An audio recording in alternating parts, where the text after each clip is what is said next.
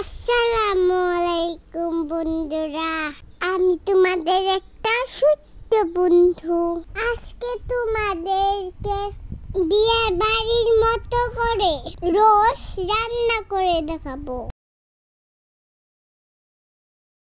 প্রথমে আমি রোস্ট ম্যারিনেশনের জন্য সব উপকরণ মিশিয়ে নিব।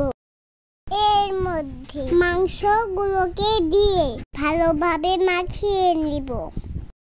মাখানো হয়ে গেলে 30 মিনিট রেস্টে রেখে দিব। এখন পেঁয়াজ বেরেস্তা করে নিব। বেরেস্তার জন্য কড়াইয়ে হাফ কাপ তেল দিয়ে দিব।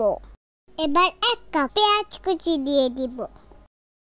বেরেস্তা করার সময় সামান্য পরিমাণ লবণ দিয়ে দিব। এতে পেঁয়াজগুলো তাড়াতাড়ি নরম হয়ে যাবে।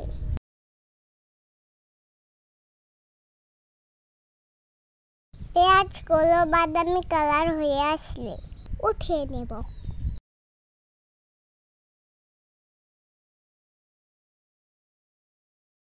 এবার আরো কিছুটা তেল এড করে নেব। তেল গরম হয়ে আসলে একে একে মাংসগুলোকে দিয়ে দিব।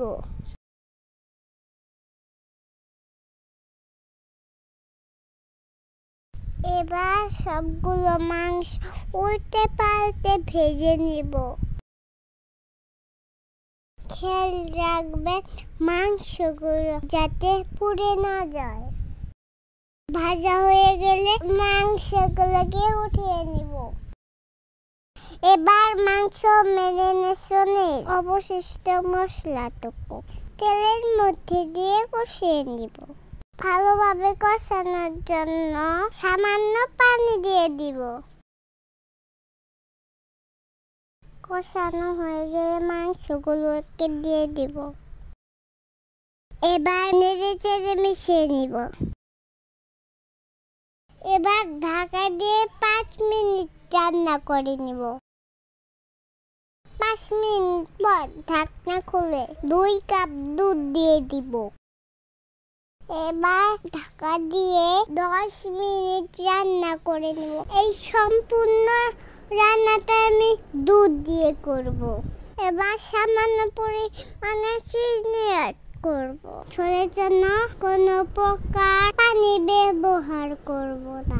আর কয়েকটা আস্ত কাঁচামরিচ দিয়ে দিব। 10 মিনিট পর ঢাকনা খুলে কিছুটা পেঁয়াজ বেরেস্তা দিয়ে দিব। তারপর নামিয়ে নেব। এবার রসটাকে একটি সার্ভিং বোলের মধ্যে নামিয়ে নিচ্ছি।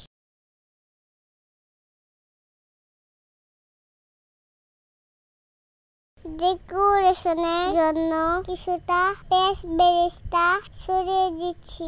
দেখুন বন্ধুরা, রোস্টটা দেখতে কত সুন্দর লাগছে। এবার আমি খাওয়ার জন্য প্লেটে সাজিয়ে নিচ্ছি। ভিডিওটি ভালো লাগলে আমাকে সাপোর্ট করার জন্য লাইক এবং সাবস্ক্রাইব করে পাশে থাকবেন। টাটা।